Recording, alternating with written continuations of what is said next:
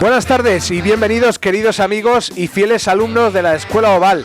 Tengo que comenzar como persona bien nacida que soy, agradeciendo la gran acogida que ha tenido el primer programa de nuestra cuarta temporada. Y parece que pasa el tiempo, pues sí, pasa el tiempo rapidísimo, y aquí estamos un jueves más para acercaros un segundo programa de esta cuarta temporada que viene cargada de ilusión y de programas, yo creo que muy interesantes. Recordaros que podéis seguir el programa a través del Twitter de Onda Joven Radio, a través del Periscope, donde también tenéis algo de imagen. Si sois de los que preferís dejar el programa para el fin de semana, que dan ya temperaturas rozando el bajo cero, pues podéis recurrir al podcast en ebooks o también lo podéis hacer en YouTube. Y también en el Facebook de Onda Joven Radio lo podéis seguir. Así que no hay excusas para decir que no hemos podido ver el programa. Arrancamos, como os decía, un jueves más. Contento de veros en vuestros pupitres, y hoy sabéis que siempre nos gusta empezar nombrando a un nuevo caballero de la mesa oval. Nuestro caballero hoy nos acompaña desde Argentina y la verdad que nos hace mucha ilusión poderle saludar y tenerle en el programa. No me enrollo y saludo ya a Sebastián Peraso. Sebastián, buenas tardes. Buenas tardes, Alberto. Mucho gusto y es un gran gusto estar en contacto con ustedes. Bienvenido a la Escuela Oval. No sé si en España y la gente que nos escuche tendrá muy ubicado a Sebastián Peraso, pero si no, les animo a que desde hoy lo hagan. Es un hombre que se dedica a escribir libros, a dar charlas y sobre todo, como él dice, a devolver todo lo que el rugby le ha dado. Y eso vamos a tener oportunidad de comentarlo en nuestra mesa oval. Así que hoy las fanfarrias suenan y los estandartes se alzan en honor del que será nombrado nuevo caballero de la mesa oval, Sebastián Peraso.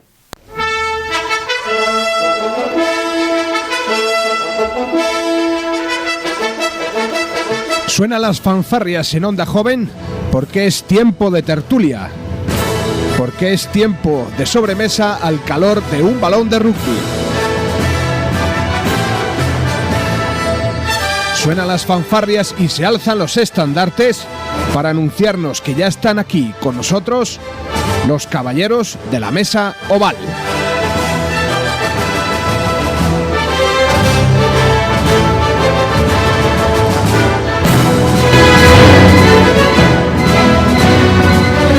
Muy bien, pues nos acompaña hoy Sebastián Peraso desde Argentina y arrancamos con la primera pregunta. Sebastián, ¿cómo definirías tú con tus propias palabras el rugby? A ver, muchas definiciones me parece que pueden ir. Yo siempre digo que el rugby es una escuela de vida, porque el rugby es en definitiva la representación de la vida. También siempre comento que todo es difícil a su alrededor y bueno, es igual que la vida, de manera que las lecciones que nos da el juego son enormes y creo que nos acercan mucho a lo que pasa en nuestra vida diaria. Otra definición que a mí también me gusta es que el rugby es su reglamento, pero también es su espíritu. Y ese espíritu que está cerca de cumplir 200 años, igual que el rugby, tenemos la obligación y el compromiso de que se pueda mantener y preservar vigente más allá del paso del tiempo. ¿Cómo fueron tus inicios en el rugby y qué fue lo que te enganchó y qué hizo que te quedaras en el mundo del oval?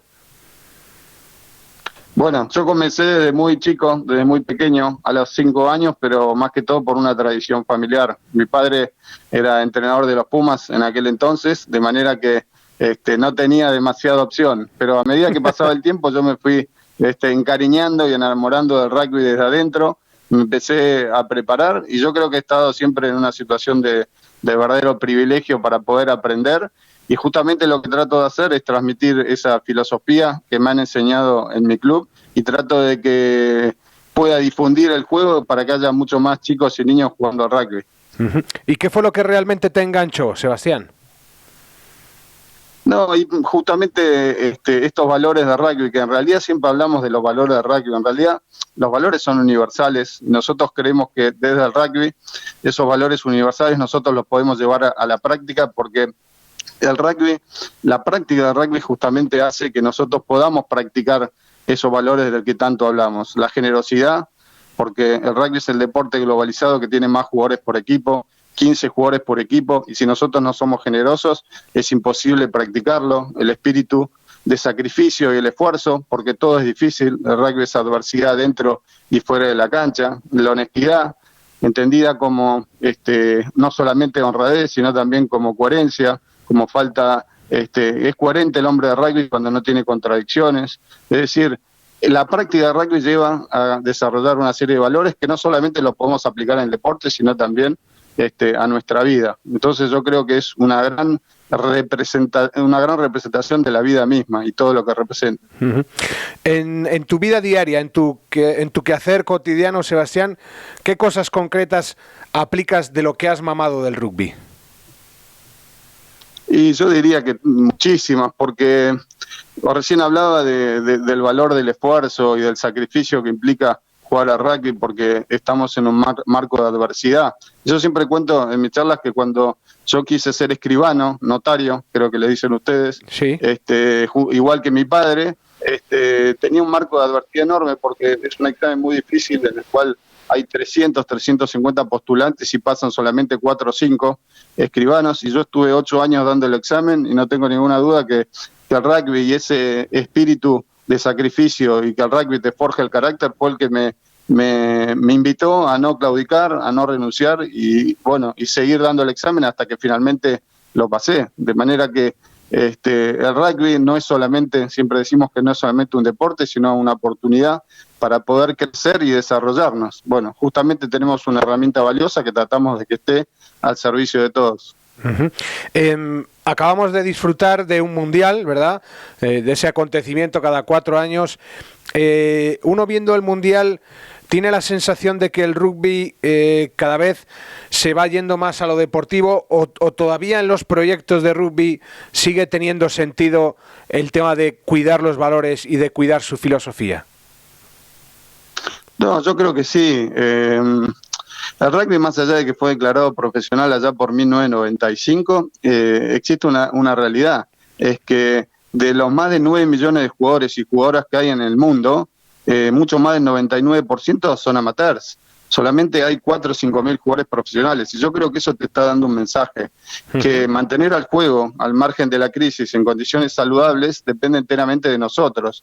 Yo siempre digo que tenemos que ser los guardianes o custodios de la filosofía del juego, no solamente no realizando actos que la dañen o menoscaben, sino también evitando el accionar de terceros en ese sentido, es decir, cumpliendo nuestra parte y además haciéndola cumplir. Y ese es un desafío doble, porque yo creo que no basta con comportarse bien, sino que también tenemos que tomar esa actitud, que yo siempre llamo activa y participativa, de que si uno quiere algo, en este caso rugby, hay que defenderlo y hay que cuidarlo, y nada mejor que tomar esa actitud activa tratando de defender lo que nosotros consideramos que es algo importante, como es el rugby. Uh-huh. Gracias a Dios, el rugby es un deporte que va ganando cada vez su espacio dentro de los jóvenes y de los niños. En una sociedad en la que yo tengo la sensación, Sebastián, de que se va relativizando un poco todo y que esos valores universales se van perdiendo un poco, ¿tú crees que el rugby puede ser una gran herramienta para estos niños y para estos jóvenes? ¿Y en qué medida es una gran herramienta para ellos? No, absolutamente. Sobre todo que hoy el rugby para mí es un pequeño oasis en un mundo donde los valores a veces son más difíciles de conseguir. Y además las lecciones del juego que la podemos trasladar a nuestra vida. Recién decían, nada en el rugby vamos a poder conseguir solo, por más talento que tengamos, y eso implica que tengamos que trabajar en equipo. O como decía Ray Williams, tengamos que trabajar como un verdadero equipo, y eso es un mensaje y una lección que nos da para la vida. Y además nada vamos a conseguir fácil, porque yo siempre me manifiesto y digo que si la vida fuera fácil, si la vida fuera justa, bueno, podemos dedicarnos a otros deportes que son incluso más fáciles de llevar adelante y sin tanta adversidad. Pero justamente como tenemos en la vida misma un marco de adversidad, no hay nada mejor que el rugby para poder enseñar a los chicos, a los jóvenes, bueno, a saber de qué se trata la vida. Uh-huh. Tú dices mucho, una idea que a mí me gusta, Sebastián, de que nada se consigue fácil, decías, pero también nada se consigue solo. Exacto. Exacto. Y eso me parece que es un lindo mensaje. Y sobre todo en este mundo donde muchas veces creen que todo se consigue de manera mágica, todo se consigue sin esfuerzo, todo se consigue sin proceso. Y el rugby te enseña a que todo tiene un proceso, que todo es difícil, pero por supuesto cuando lo conseguimos, cuando alcanzamos el objetivo, el disfrute va a ser obviamente el doble. Yo creo que tenemos una herramienta valiosa. El Negro Iglesias, un entrenador de mi club, decía que el rugby es un deporte formidable, decía él, pero si no es correctamente transmitido, sus bondades, tanto deportivas como formativas, no trascienden. Bueno, tenemos una herramienta valiosa que si nosotros podemos utilizarla bien, los niños que van a ser después ciudadanos el día de mañana van a estar en condiciones de transformar no solamente el deporte o el rugby, que sería un detalle, sino transformar la comunidad en la que vivimos. Y por otra parte, y puntualmente en nuestro país, nosotros tenemos más de 500 clubes y estamos sumamente orgullosos no solamente de sacar buenos jugadores, sino de moldear y formar personas de bien más allá del juego, porque la comunidad, en definitiva, va a ser la que está agradecida del aporte que realiza el juego para con ella. Las primeras personas que se acercan de vez en cuando a ver un partido de rugby, bien sea en campo o en televisión, pues enseguida lo que les llama la atención es que es un deporte muy físico, con cierta agresividad, con mucho choque, pero tú eres un gran defensor, Sebastián, de que el rugby es un juego mental. Por supuesto, por supuesto. Y sí, a veces hay ciertos prejuicios en torno al juego, de que solamente pueden jugar los grandes, los fuertes, y hay muchísimos ejemplos de que hay jugadores muy chiquitos, pero con una fortaleza mental enorme, y eso suple todo. Y yo también siempre digo que el rugby es agresividad controlada, y esa agresividad, para que no nos lleve al descontrol, bueno, hay que practicarla con mucho autocontrol, y además, como es un deporte de contacto, o algunos dicen con contacto, tiene que haber una cuota de buena fe, de educación y de respeto muy grande, porque en el rugby, entre comillas, hay muchos lugares donde uno puede ejercer la mala fe y el referee o el árbitro seguramente no nos va a ver. Por eso el antídoto, el anticuerpo que tiene el rugby es la buena fe. Si nosotros podemos cuidar la buena fe en cada uno de aquellos que lo practican, si podemos cuidar la figura del referee como una figura que se puede equivocar, pero que siempre tiene la razón, entre comillas, porque estamos cuidando la salud del juego, bueno, el rugby va a ir por un camino importante y va a seguir transformando vidas, que es mucho más importante que transformar solamente un equipo de rugby. En alguna charla que he escuchado, Sebastián, tú dices que uno puede pasar por la vida sin más, pero que es nuestra labor descubrir nuestra vocación, y también lo que tú llamas microtalentos. ¿Esto cómo lo trabaja el rugby? No, bueno, nosotros, el rugby es tan increíble. Beco Villegas, que fue un entrenador de mi club, que entrenó a los Pumas junto con mi padre, decía que es el deporte más homogéneo, más balanceado y más perfecto que existe para el hombre, porque además es excesivamente integrador. Muchas veces me dicen que en otros deportes pueden jugar chicos de muchas características físicas y demás, pero la grandeza que tiene este juego es que no solamente todos pueden jugar, sino que todos deben jugar, porque es tal esa perfección y esa magia que tiene el rugby que necesitamos sí o sí un jugador que sea alto para que pueda agarrar la pelota en el line, uno que sea chiquitito para que pueda pasar la pelota rápido desde el piso, uno que sea grande y fuerte para formar el scrum, uno que sea rápido para jugar de wing, de manera que esa grandeza no está en ningún otro deporte. Tenemos un deporte que es fabuloso. Tati Milano, que fue un ex jugador de los Pumas, decía que no todos podrán ser los mejores, y eso hay que decirlo, no todos van a poder jugar, en este caso en mi país, en los Pumas, pero todos, absolutamente todos, podrán ser mejores que antes. Es decir, que la grandeza del juego hace que el rugby le haga bien a los que juegan bien y a los que no juegan también. Por ejemplo, mi caso. Es decir, alguien dijo alguna vez que si vos jugás al rugby, ya ganaste más allá del resultado. Tú también hablas mucho de que un equipo, hay pequeñas sociedades, ¿no? Y que esas pequeñas sociedades tienen que entenderse y que al final forman una gran sociedad, que es ese equipo de 23 o de 30 o de los que constituyan ese equipo. Sí, el éxito justamente de esas pequeñas sociedades va a redundar en el éxito del equipo, porque en en el rugby los duelos individuales por supuesto que son importantes, pero esas pequeñas sociedades hacen a formar y hacer grande un equipo de rugby.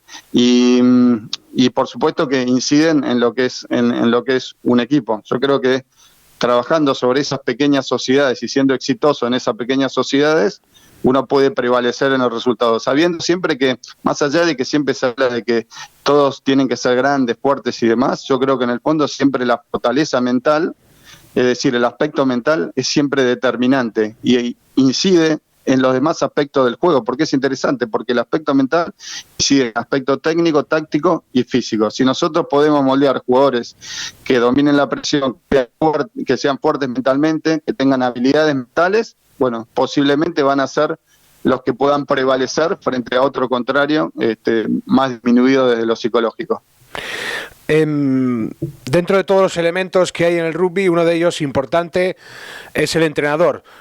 Tú eres una figura a la que tú le das mucha importancia y sobre la que has elaborado materiales. Pero al final un poco la idea es siempre la misma, ¿no? Que antes que entrenador tiene que ser formador. Exactamente, y eso yo siempre hago mucho hincapié en mi club. Yo estoy a cargo del coaching de los entrenadores, porque a veces pareciera que ser entrenador y la condición más importante es que sepa del juego. Por eso yo ideé lo que se llama los 5 escalones, porque estoy estableciendo el conjunto de prioridades. Lo más importante que tiene que tener un entrenador es esa capacidad de crear una atmósfera positiva, una atmósfera de disfrute. Si no logra generar eso, por más conocimientos que tenga, indudablemente va a fracasar. Y además construir y moldear relaciones que funcionen. Y esas relaciones se basan indudablemente en el respeto, en la confianza.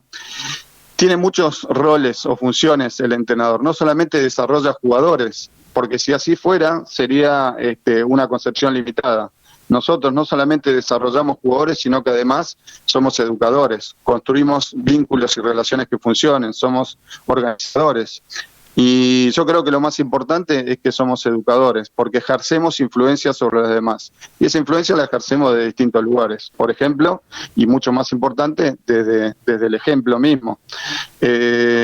Todo líder siempre deja, nosotros somos líderes porque ejercemos influencia sobre los demás, pero por supuesto el desafío es qué clase de huella o qué clase de marca dejamos. Si podemos darle una huella positiva, una huella relacionada con los valores, bueno, le estamos dejando algo mucho más importante que enseñarles rugby, sino enseñarles valores para la vida. Hacia ahí tiene que ir, me parece, el objetivo principal del entrenador.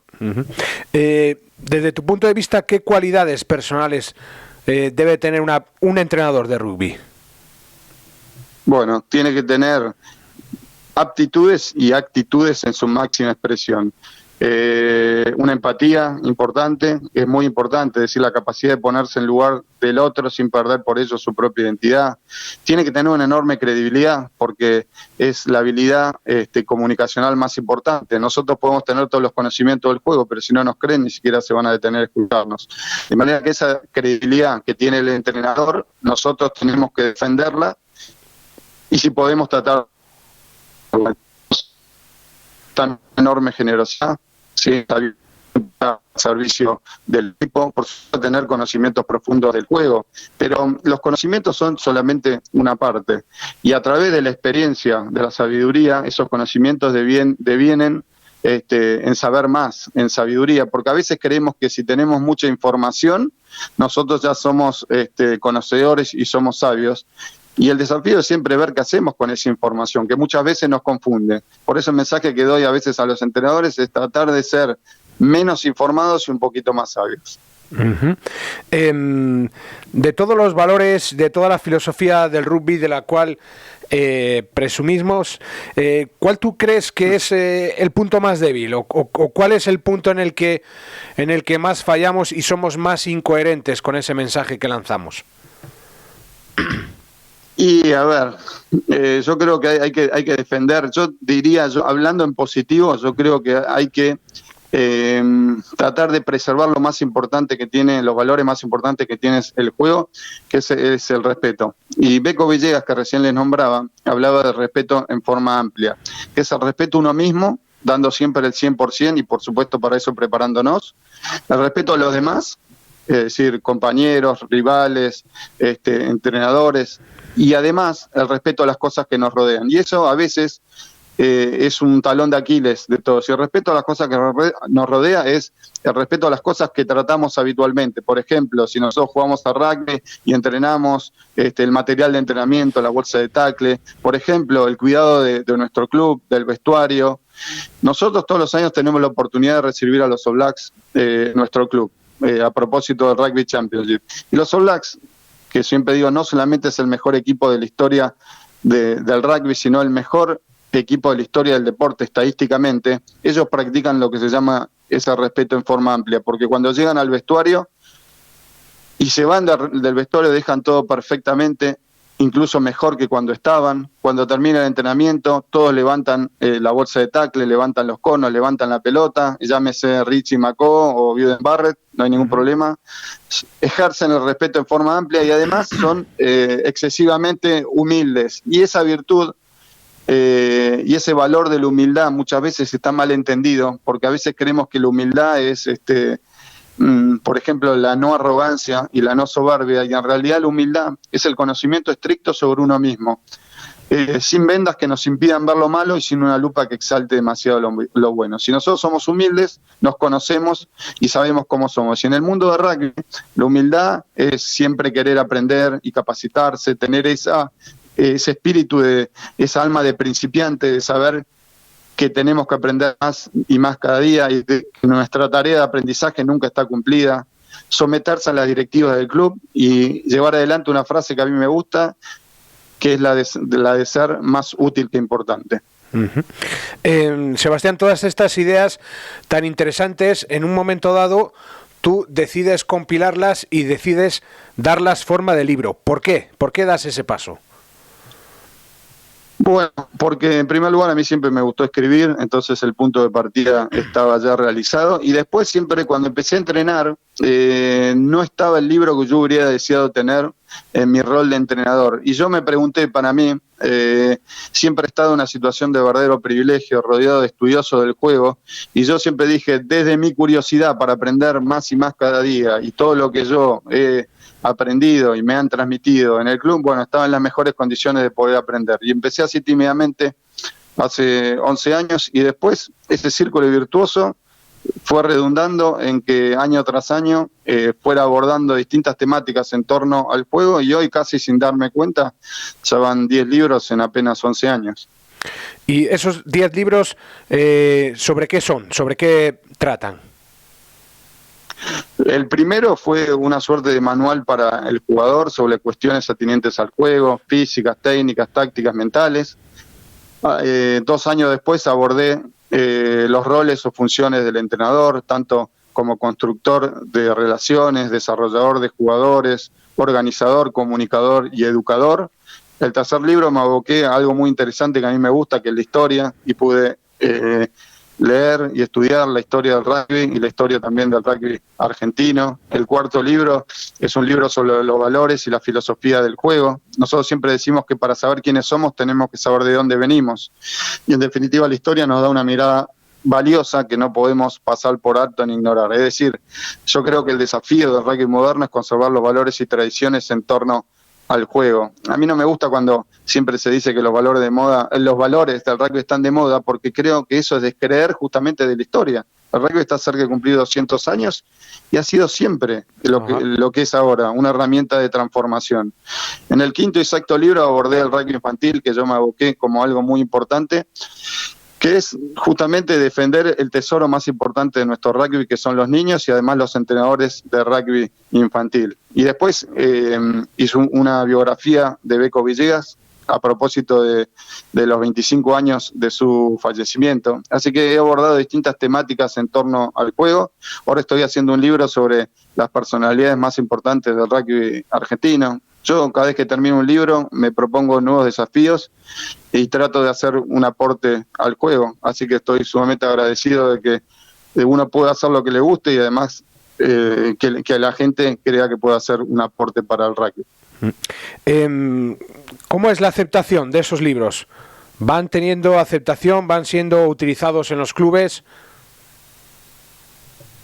Sí, la aceptación es muy buena y a mí me produce una enorme alegría ver que muchos clubes, no solamente de mi país, sino también de todo Sudamérica, por supuesto también de España, los leen, y yo siempre estoy en contacto con todos los lectores, y es una gran alegría ver que uno escribió un mensaje, y ese mensaje, casi por arte de magia, gracias a los libros y también a las redes sociales, se ha propagado por todas partes. Y en definitiva no es solamente mi mensaje, sino que es algo que yo he aprendido desde muy chico y es la filosofía de mi club. Por eso también me pone muy orgulloso que justamente nuestra filosofía se pueda propagar por todas partes. He podido ver por alguna foto que incluso tuviste oportunidad de entregar alguno de estos libros o alguno de estos materiales al Papa Francisco. Sí, claro, y eso también me causó una gran alegría. Yo recibí una invitación para ir, estuve con él también está consustanciado con toda la tarea que hace el rugby, y sobre todo acá en la Argentina, gracias a la Fundación Espartanos, hay 72 cárceles del país en los cuales los presos juegan rugby, y ver, yo tengo la oportunidad de ir a las cárceles, ya he ido a 10, 15 cárceles, y ver en carne propia cómo los valores del rugby, que algunos dicen que es absolutamente discursivo, yo lo noto absolutamente palpable, ver que esos valores de rugby se depositan en los presos, en personas privadas de la libertad, y básicamente no solamente le cambia la forma de jugar, sino que le cambia una vida. Bueno, es absolutamente mágico, y te da la pauta de que aquellos que dicen que los valores de rugby son solamente un discurso, bueno, son absolutamente un hecho palpable que yo puedo ver cada vez que voy a una cárcel a visitar a los presos. Finalizo con una frase en la que tú insistes mucho y que ha salido también en la entrevista, Sebastián, de que el rugby lo tenemos que cuidar entre todos, ¿verdad? Entre todos los actores, árbitros, público, jugadores, entrenadores, directivos, porque si no lo cuidamos entre todos, tenemos el peligro de perder algo muy valioso. Por supuesto, por supuesto. Y bueno, y yo vuelvo al principio. Recién te decía, Alberto, que al rugby juegan más de 9 millones de personas, más de 9 millones de jugadores y jugadoras, porque hoy hay 1,5 millones de mujeres que juegan al rugby. Y a veces creemos que, como el rugby hoy es profesional, el mantener al juego al margen de la crisis en condiciones saludables depende del rugby profesional. Y en realidad, el 99,9% de los jugadores y todo su entorno es un círculo amateur, y yo creo que eso te da un mensaje. Nosotros tenemos que cuidar el juego con esa actitud activa y participativa. Y por otra parte, también hay cierto, digamos, desdén del profesionalismo, y yo creo que el profesionalismo es una oportunidad extraordinaria para difundir el juego. En los últimos 6, 7 años se han duplicado la cantidad de jugadores, es decir, que el profesionalismo generó una difusión del juego enorme, pero por supuesto, por otra parte, tenemos que estar, lo que yo llamo, en estado de alerta, es decir, con los 5 sentidos al 100% para evitar que el juego se vea menoscabado en lo más importante. Por eso siempre hago hincapié en cuidar esos valores y también las tradiciones, como la figura del tercer tiempo, como tradición más importante, porque obviamente ha cambiado muchísimas cosas. A mí me gusta el mensaje de cambiar nuestras ideas sin modificar nuestros ideales. Es imposible que el rugby sea exactamente igual que hace 100 años atrás. Nosotros tenemos que cambiar nuestras ideas. Antes era imposible que las chicas jugaran al rugby. Hoy hay más de 1 millón de chicas que juegan al rugby. Pero nuestros ideales tienen que seguir siendo siempre los mismos. Y vuelvo al gran maestro que era Beco Villegas. Él decía que el rugby es siempre un medio y no un fin en sí mismo. Más allá de un campo profesional, siempre tiene que ser un medio para educarnos, para relacionarnos y para disfrutar el juego. Y termino con esa frase que te dije al comienzo. Decía que es el deporte más homogéneo, más balanceado y más perfecto que existe para el hombre, porque en él se entremezclan estas cuestiones que hablamos, físicas, técnicas, tácticas, mentales, pero también cuestiones filosóficas, la de los valores. Y esos valores no se hubieran nacido, no se hubieran desarrollado si no se daban las características puntuales del rugby, que el rugby es un deporte de contacto o con contacto, es decir, se creó una suerte de anticuerpo para proteger al juego desde adentro. Recién te decía que el rugby es agresividad controlada, y eso es un desafío enorme. Si nosotros somos agresivos, pero no somos controlados, bueno, el referee nos va a sacar una tarjeta. Pero si somos controlados y no somos agresivos, el contrario nos va a pasar por encima. Decía René Cravos, que es presidente de la Federación Francesa de Rugby, ¿sí? sostenía y afirmaba que el rugby es una batalla, pero nosotros cuando hablamos de batalla pareciera que sea algo negativo. En realidad es una batalla con reglas, es una batalla con buena fe sobre todo, y es una batalla con respeto. Bueno, hay que defender esa batalla con mucho respeto, porque estoy convencido de que el rugby puede seguir transformando vidas, no solamente acá, sino en todos los países. Hay 121 países que juegan al rugby y está en condiciones de transformar y hacer, aunque parezca exagerado, un mundo un poquitito mejor. Yo también lo creo, la verdad, Sebastián, y con gente que lo transmite con la pasión y con la fe que tú lo haces, pues la verdad que es difícil no creérselo. Y es verdad que muchas veces a lo mejor miramos a las altas esferas del rugby, pero en toda esa cantidad de clubes que hay en esos 121 países y en proyectos que vamos conociendo a través del programa, uno va viendo que realmente en el día a día y en los pequeños territorios pues se va construyendo ese mundo mejor gracias al rugby. Invitar a la gente que escucha el programa que visite la página web de Sebastián Peraso, www.rugbydidáctico.com, o también tiene un Twitter bastante activo en el que nos va regalando pequeñas píldoras @rugbydidáctico, y que seguro, espero que después de este programa gane más seguidores, porque son realmente píldoras muy interesantes que nos van permitiendo creer un poquito más en toda la filosofía nuestra del rugby. Sebastián, ha sido un placer tenerte en el programa, estamos en contacto, felicidades, gracias por tu labor, y recibirás en el correo electrónico el diploma que te certifica realmente que eres un defensor de los valores de la filosofía del rugby. Muchas gracias, Alberto. Saludos para ahí y felicitarte a vos por la difusión del juego y la difusión de los valores de rugby. Así que muchas felicitaciones por allí. Un abrazo, Sebastián. Seguimos avanzando. Vamos a pasar a otra parte en la que nos decía, ¿verdad?, que cuando esa agresividad no es controlada, llega el referee y nos saca una tarjeta. Y sabéis que todo este tema de la disciplina tiene su espacio en nuestro programa a través del Sin Bin. Por segundo programa, no sé si va a ser así toda la temporada, os tengo que decir que no tenemos un buen mensaje, se nos va yendo esto de las manos, pero bueno, dejo que entre la sintonía y paso a detallaros tranquilamente cómo ha ido en esta jornada el tema de las tarjetas amarillas y tarjetas rojas. En estos momentos la escuela oval se tiñe de amarillo.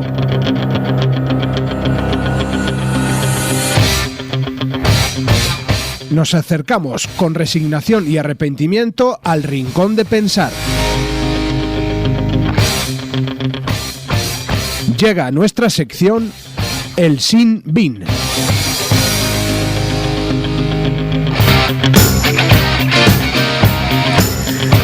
Bueno, pues os decía que en el Sin Bin repasamos cómo ha ido la jornada de División de Honor en cuanto a tarjetas, y no tenemos buenas noticias. Ha sido una jornada en la que hemos tenido de todo. Hemos tenido tarjetas amarillas un montón y tarjetas rojas también.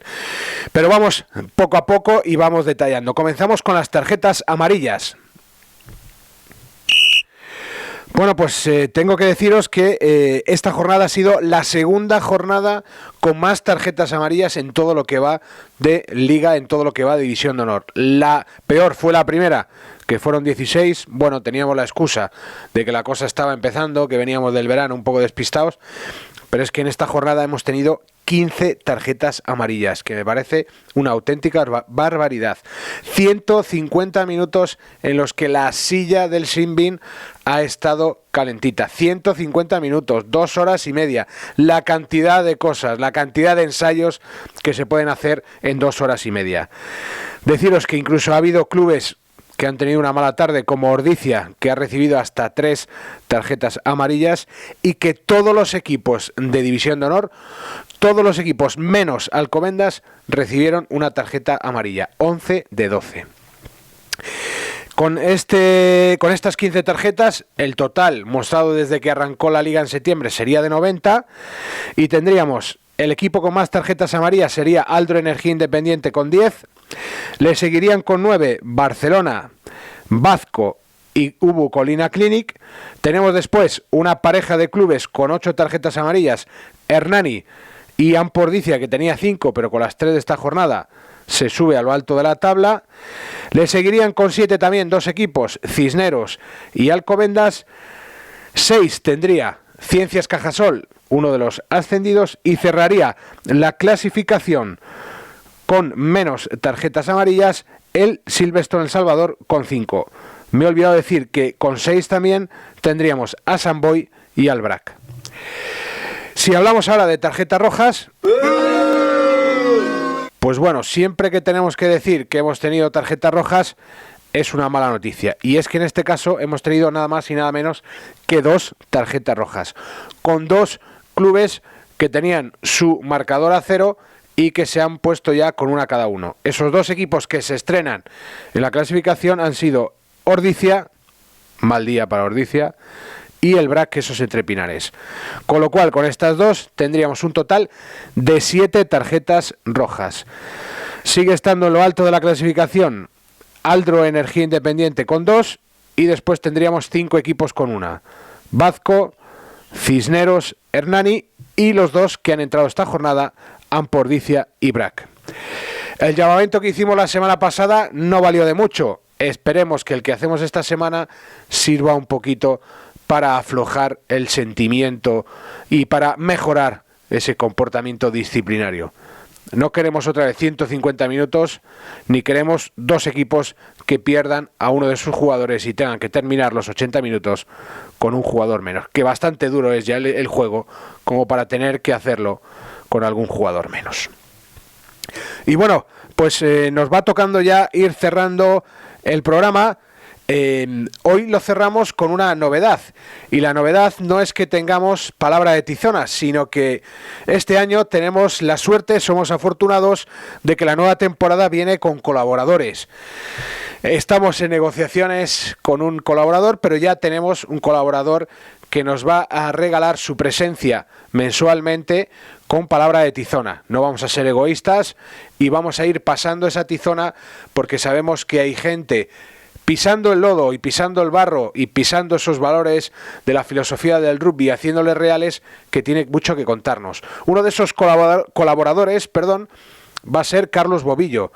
Recordaréis, Carlos Bobillo fue aquel jugador de rugby madrileño que ha llegado a jugar y que pertenece a la selección de Burundi, pero que sobre todo nosotros le tuvimos aquí por ese precioso proyecto que está haciendo con niños y jóvenes, y que entre otras cosas tiene campamentos de verano que también os contamos en el primer programa. Así que hoy le cedo la palabra de Tizona a mi buen amigo y a ese gran rugbyer que es Carlos Bobillo.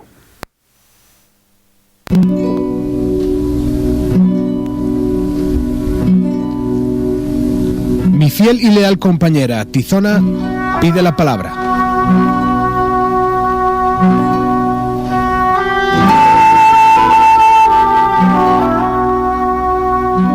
Políticamente incorrecta y sin pelos en la lengua, habla alto y claro.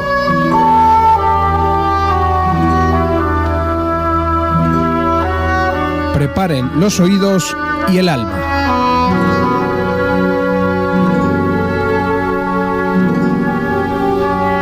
Con todos ustedes, palabra de Tizona.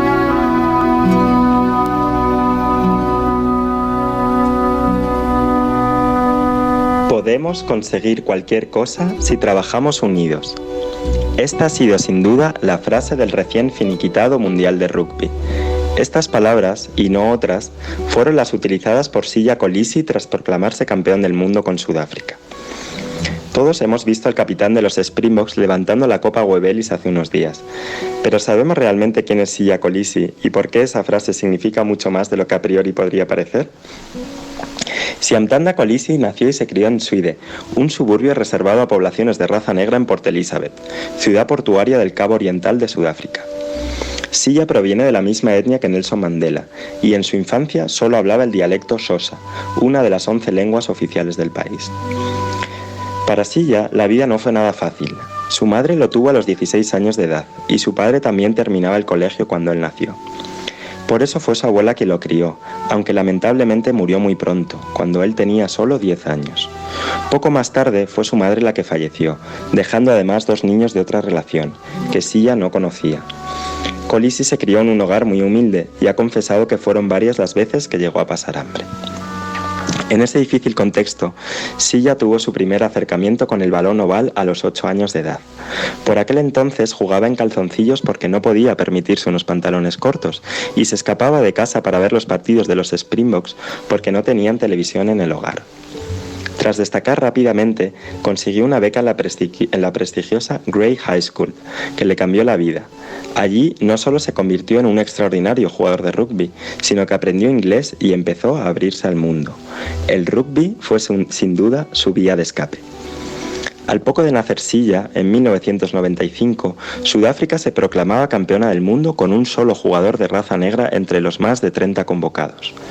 12 años después, en el año 2007, cuando Silla daba sus primeros pasos en el mundo del rugby, los Springboks volvían a proclamarse campeones del mundo, pero la presencia de jugadores de color no había evolucionado mucho. Esta vez, el equipo solo contaba con 2 jugadores de raza negra entre los seleccionados.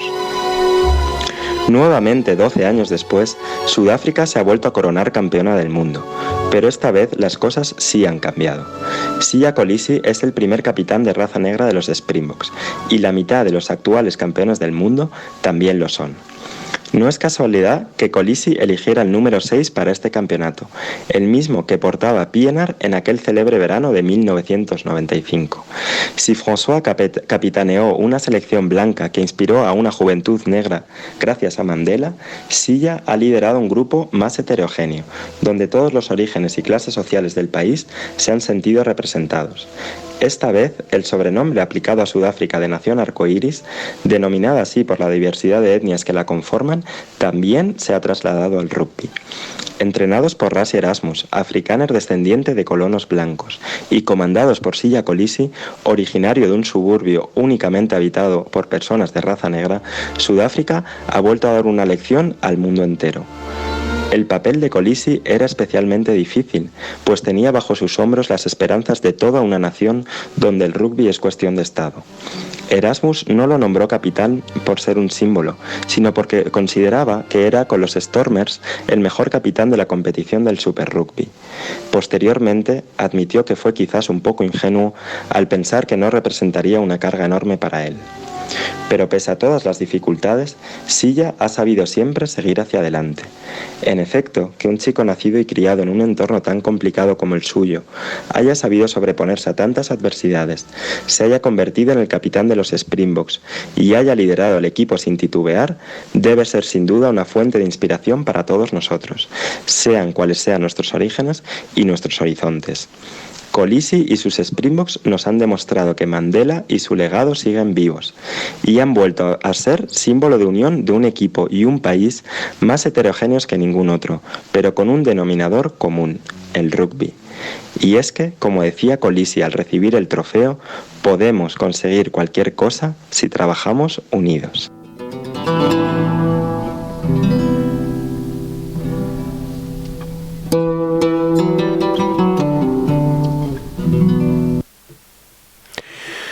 Bueno, pues muy interesante, nuestro nuevo colaborador que se estrena por todo lo alto con una historia muy interesante como la de Kolisi, el capitán del campeón de Sudáfrica. Pues oye, ha pasado el tiempo volando, pero creo que es uno de los programas con más sustancia de los que llevamos hechos en esta cuarta temporada. Creo que es un programa que los que lo hayáis escuchado merece la pena volverlo a escuchar porque tiene mucha sustancia. Os recuerdo que si queréis comentarnos alguna cosa de lo que os ha parecido el programa o alguna sugerencia, podéis hacerlo a través de mi Twitter personal, @elcizobalador, o también podéis hacerlo a través del Twitter del programa @laescuelaoval. Si queréis extenderos un poquito más, tenemos una dirección de correo electrónico, laescuelaoval.ondajovenradio@gmail.com. Ha sido un placer teneros aquí una tarde más de jueves y veros en vuestros pupitres disfrutando y tomando notas. El próximo jueves, ¿qué pasará? Pues que estaremos aquí, esta vez ya no con el segundo, sino con el tercer programa. Mientras tanto, disfrutad y, como nos decía nuestro amigo Sebastián Peraso, nuestro nuevo caballero de la mesa oval, cuidemos al rugby entre todos. Un abrazo. And the jackknife